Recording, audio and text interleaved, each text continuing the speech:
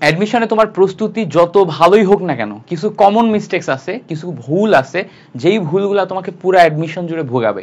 এই কথা কেন বলছি, কারণ হচ্ছে তুমি দেখবা যে কিছু জিনিসপত্র তুমি আগে থেকে অ্যানালাইসিস না করার কারণে তুমি অনেক ভালো প্রিপারেশন নেওয়া সত্ত্বেও, অনেক ভালো প্রিপারেশন নেওয়া সত্ত্বেও এই ভুলগুলো তুমি প্রথম করে ফেলবা, এবং তোমার স্বপ্নের ইউনিভার্সিটি, যেমন ধরো প্রথম যে পরীক্ষাগুলো দিবা, যেমন ঢাকা ইউনিভার্সিটি, বুয়েট, অন্যান্য ইউনিভার্সিটিগুলা কিংবা মেডিকেল, এই জায়গাগুলোতে তুমি চান্স পাবা না।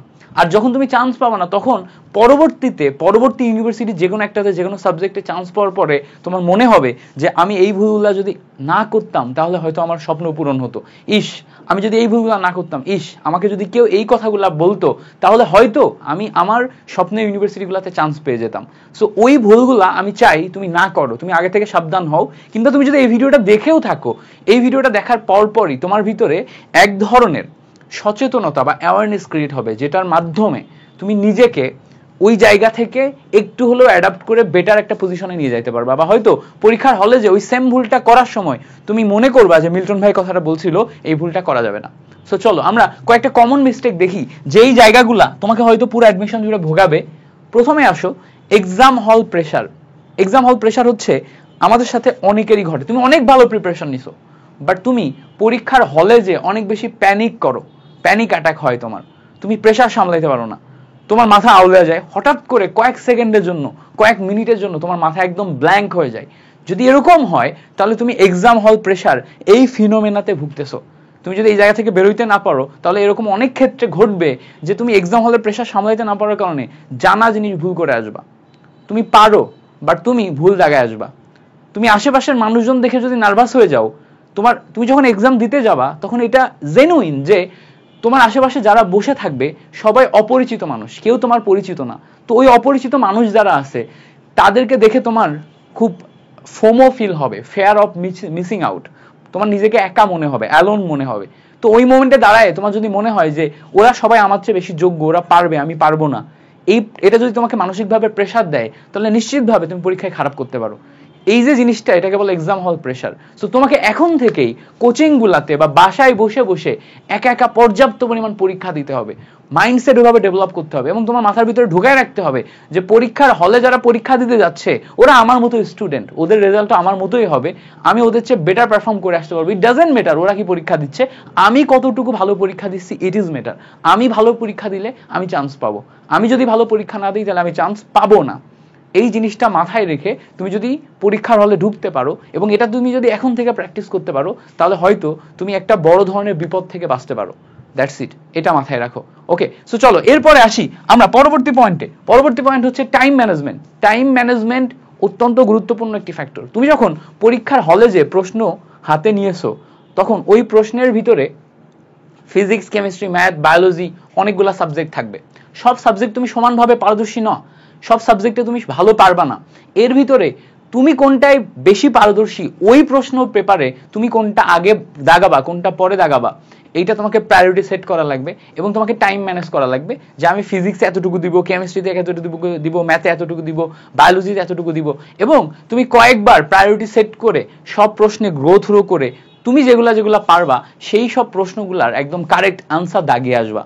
সো এটাকে বলে টাইম ম্যানেজমেন্ট। এইটাকে তোমার এখন থেকে প্র্যাকটিস করতে হবে। টাইম ম্যানেজমেন্টের ক্ষেত্রে এটা একটা পুরা স্ট্র্যাটেজি। ঢাকা ইউনিভার্সিটি পরীক্ষার ক্ষেত্রে তুমি একভাবে টাইম ম্যানেজ করবা, পুরা পরীক্ষার প্রশ্নের প্যাটার্ন যেহেতু একরকম, সো সেই হিসাবে তোমাকে টাইম ম্যানেজ করতে হবে। তুমি যদি রাজশাহী ইউনিভার্সিটিতে পরীক্ষা দাও, চিটাগং ইউনিভার্সিটিতে পরীক্ষা দাও, বুয়েটে পরীক্ষা দাও, মেডিকেলে পরীক্ষা দাও, প্রত্যেকটার জন্য তোমার টাইম ম্যানেজমেন্ট স্ট্র্যাটেজি ভিন্ন ভিন্ন হবে এবং সেটা তোমার আগে থেকেই বিবেচনা করে সেট করা লাগবে। সেটা এক্সিকিউশনের সর্বোচ্চ চেষ্টা করতে হবে। পরীক্ষার হলে যে সিচুয়েশন অনুযায়ী আবার নতুন প্ল্যান তোমাকে অ্যাডাপ্ট করতে হবে। সিচুয়েশন যদি খারাপ হয় সেই অনুযায়ী আগাতে হবে, সিচুয়েশন যদি তোমার অনুকূল হয়, তুমি আগে যে প্ল্যান করছো সেটা যদি এক্সিকিউশনের সুযোগ থাকে সেই অনুযায়ী আগাতে হবে। So time management is very important একটি ফ্যাক্টর, যেটা তুমি যদি করতে না পারো তাহলে এই একটা জিনিসের ভুলের কারণে তোমার পুরা অ্যাডমিশন বৃথা চলে যেতে পারে। তুমি অনেক পরিশ্রম করা সত্ত্বেও চান্স না পেতে পারো, এটা মাথায় রাখবা। খুবই গুরুত্বপূর্ণ একটি পয়েন্ট। এরপরে আসো আরো একটি গুরুত্বপূর্ণ পয়েন্ট হচ্ছে কোশ্চেন প্যাটার্ন। আমরা অনেকেই কোশ্চেন প্যাটার্ন অ্যানালাইসিস করি না। সাপোজ ধরো তুমি এত বেশি কোচিংয়ে পড়াশোনায় ব্যস্ত, এত বেশি ক্লাস করতে ব্যস্ত, বেসিক ক্লাস করতে ব্যস্ত যে তুমি কোশ্চেন পেপার সলভই করতেছো না। তুমি যদি কোশ্চেন পেপার সলভ না করো তাহলে তুমি কোশ্চেন প্যাটার্নটা বুঝবা কেমনে বলো? এবার কোশ্চেন প্যাটার্ন না বুঝলে সমস্যা কি? ঢাকা ইউনিভার্সিটি কোশ্চেনের যে প্যাটার্ন, সেই জায়গাতে তুমি যদি ফিজিক্স, কেমিস্ট্রি, ম্যাথ, বায়োলজি কোন সাবজেক্টে কি টাইপের প্রশ্ন আসে সেটা না বুঝে পরীক্ষা দাও, তাহলে তুমি ওই জায়গাতে কোয়ালিফাই করতে পারবা না। ফিজিক্সের যে রিকোয়ারমেন্ট, কেমিস্ট্রি রিকোয়ারমেন্ট, ম্যাথের রিকোয়ারমেন্ট, বায়োলজির রিকোয়ারমেন্ট, এগুলো তুমি ফিল করতে পারবা না। বা পরীক্ষার হলে যে কোন কোন জায়গাগুলো থেকে প্রশ্ন আসবে ওগুলা সম্পর্কে তোমার আগে থেকে ধারণা না থাকার কারণে তুমি দেখবা যে সবকিছুই আননোন আসছে, আনকমন আসছে। কারণ সবকিছু তো তুমি অ্যাডমিশনারি কম সময়ে কভার করে যেতে পারবা না।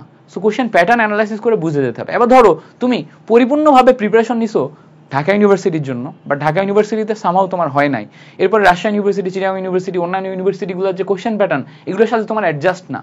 সো তার ফলে যদি অ্যাডজাস্ট না হয় পরীক্ষার হলে যে তুমি দেখবা যে পুরাই প্যাটার্ন তোমার কাছে নতুন, তুমি ভেবা চাকা খেয়ে যাইতে পারো, তুমি আবার পূর্বের ভুল প্যানিক করতে পারো, তোমার টাইম ম্যানেজমেন্ট ভুল হইতে পারে। সো এই জায়গাগুলোতে ভালো করার জন্য কোশ্চেন প্যাটার্ন আগে থেকে তোমাকে জানতে হবে। এজন্য কি করবা, প্রত্যেকটা পরীক্ষার আগে 7-8 দিন সময় নিয়ে প্রত্যেকটা পরীক্ষার টাইম লাইনটা আগে থেকে একটু নোট করে রাখবা। প্রত্যেকটা পরীক্ষার আগে 10 দিন, আগে 1 সপ্তাহ টানা ওই ইউনিভার্সিটির কোশ্চেন পেপার সলভ করতে হবে, ওই ইউনিভার্সিটির কোশ্চেনে পরীক্ষা দিতে হবে বা মডেল টেস্টগুলো দিতে হবে। সবচেয়ে ভালো হয় তুমি যদি ভার্সিটি কোশ্চেন ব্যাংকটা সলভ করতে পারো, বিকজ এখানে সব ইউনিভার্সিটি কোশ্চেন আছে, সব ইউনিভার্সিটি। সো তুমি এটা যদি আগে করে রাখো তাহলে পরীক্ষার আগের দিন ওই ইউনিভার্সিটির ছোট চটি যে বইটা পাওয়া যায় কোশ্চেন পেপার সলভের জন্য, ওই বইটা যখন সলভ করতে যাবা দেখবা ম্যাক্সিমাম জিনিসপত্র তুমি আগে থেকেই পারো। That's the point. এটাই তোমাকে হেল্প করবে, কারণ তুমি ম্যাক্সিমাম জিনিসপত্র আগেই করে আসছো। এটা তোমাকে হেল্প করবে, আসলেই হেল্প করবে।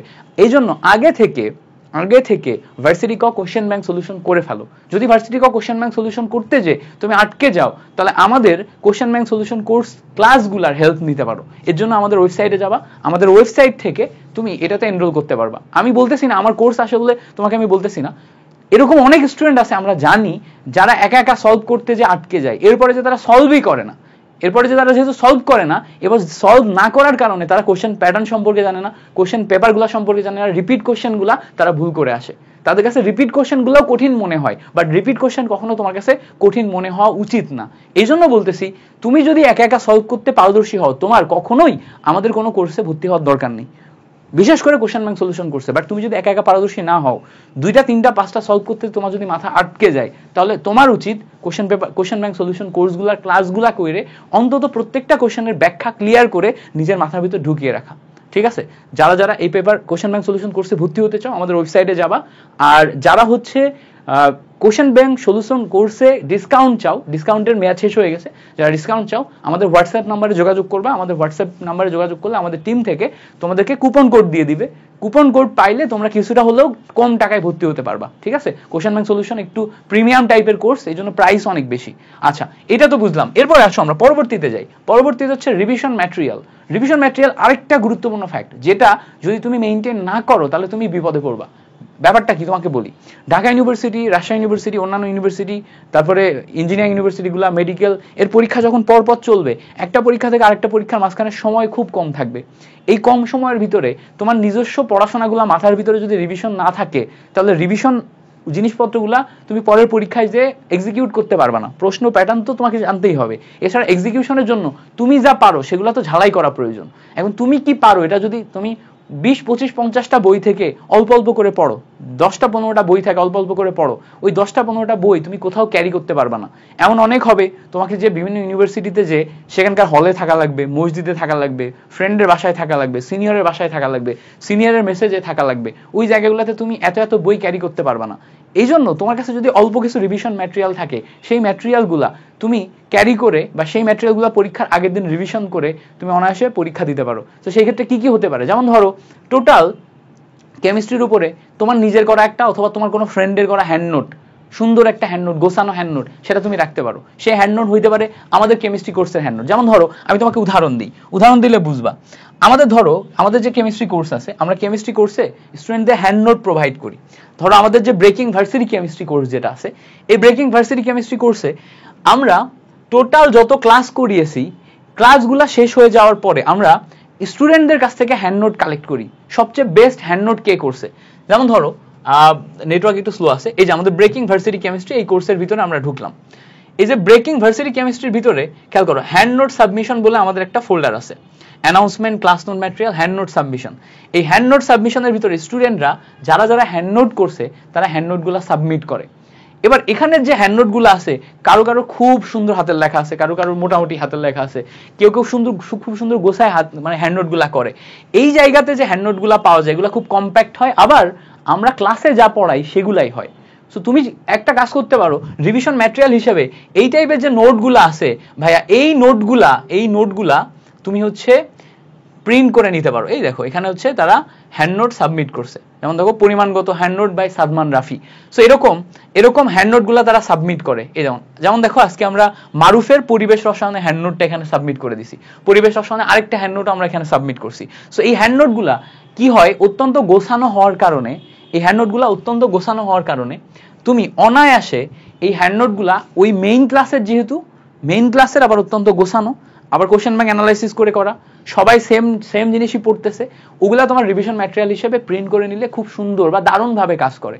ওগুলা তুমি পরীক্ষার আগের দিন পড়তে পারো, এবং এগুলা তুমি যদি প্রিন্ট করে নাও অল্প কিছু ম্যাটেরিয়াল তৈরি হবে, অল্প কয়েকটা, যেটা তুমি তোমার ব্যাগে ক্যারি করতে পারবা। সো কেমিস্ট্রিতে যেমন ধরো অল্প কিছু পেপার তৈরি হবে, এরকম সেম ভাবে তুমি ম্যাথে কিছু কালেক্ট করবা, তুমি যাদের ক্লাস করো তাদের ওখানকার স্টুডেন্ট যারা আছে সেখান থেকে যার হাতের লেখা ভালো তার হ্যান্ড নোটটা কালেক্ট করবা, তাহলে ক্লাসে যা পড়াচ্ছে ওটাই তুমি হ্যান্ড নোট পেয়ে যাচ্ছ। ঠিক আছে, এভাবে তুমি নিজে যদি নোট না করো তাহলে রিভিশন ম্যাটেরিয়াল এভাবে তুমি কালেক্ট করতে পারো, এটা একটা আইডিয়া। আর যদি তুমি নিজে করতে পারো তাহলে তো খুবই ভালো, তোমার নিজের করা হ্যান্ড নোট বা ম্যাটেরিয়াল এটা হইতে পারে। বা যদি তোমার কাছে কোনো কোচিং এর ম্যাটেরিয়াল থাকে, হ্যান্ড নোট থাকে বা অন্য কোনো নোট থাকে, কম্প্যাক্ট কোনো ম্যাটেরিয়াল থাকে যেটা তুমি রিভিশন ম্যাটেরিয়াল হিসেবে ইউজ করতে পারবা, হ্যাঁ, ওইগুলা তুমি ইউজ করতে পারো, এটা তোমাকে আসলেই হেল্প করবে। ওকে, পরবর্তীতে এটা না থাকলে তুমি কিন্তু অনেক ভোগান্তির শিকার হবা। দেখবা যে একবার পরীক্ষা শুরু হয়ে গেলে তুমি আর রিভিশনই দিতে পারতেছো না, তুমি ওই এক সপ্তাহ 15 দিন আগে যা পড়ছো সেগুলো মাথায় আছে, ওগুলা মাথায় নিয়ে পরীক্ষার হলে যে বহুত ভুল হচ্ছে এবং তুমি চান্স পাচ্ছ না, এটা খুব বড় একটা ভোগান্তিতে ফেলায় আমাদের।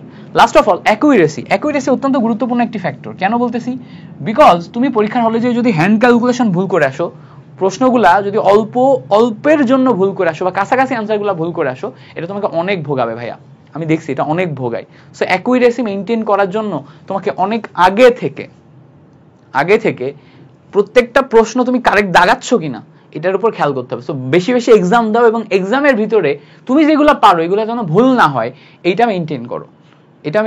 আর এর জন্য অ্যাকুরেসি বাড়ানোর জন্য একটা উপায় হচ্ছে কম্প্যাক্ট রিভিশন দেয়া, বারবার রিভিশন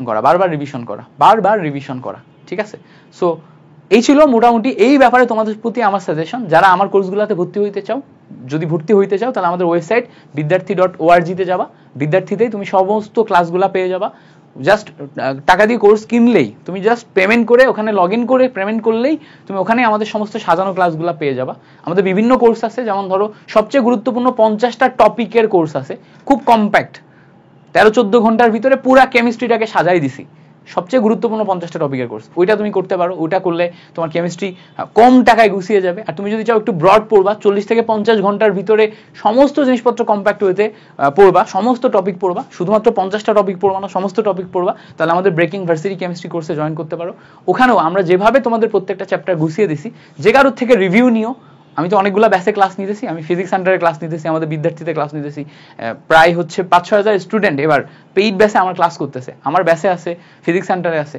সো 24-25 মিলায় 5-6 হাজার স্টুডেন্ট ক্লাস করতেছে, তাদের থেকে রিভিউ নিও, তারা তোমাকে রিভিউতে বলবে যে আমি আসলে কেমন তোমাদেরকে গোছায় দিচ্ছি। সো এই ম্যাটেরিয়ালগুলো তোমরা পড়তে পারো, এই ম্যাটেরিয়ালগুলো তোমরা দেখতে পারো। ঠিক আছে, অল্প কিছু টাকার জন্য তুমি রেজাল্ট খারাপ করো না, অল্প কিছু পেমেন্ট করে তুমি হচ্ছে যে চেষ্টা করো যে এই জিনিসপত্রগুলোতে ভালো করতে। ঠিক আছে, জাস্ট আমার কোর্স প্রমোশনের জন্য বলতেছি না, আমি চাই তোমরা ভালো করো, এই জন্য আমার যতটুকু বলে দেওয়া দায়িত্ব আমি বড় ভাই হিসেবে তোমাদেরকে বললাম। আর এই ভুলগুলা একদমই করো না, ঠিক আছে, এই ভুলগুলো একদমই করো না। এই ভিডিওটা ভালো লাগলে অবশ্যই শেয়ার করবা, তোমার যে ফ্রেন্ড এই সমস্ত প্রবলেমগুলোতে ভুগতে পারে বা তোমার যে জুনিয়র এই সমস্ত প্রবলেমগুলোতে ভুগতে পারে তাদেরকে এই ভিডিওটা একটু শেয়ার করবা। Thank you so much for watching this video.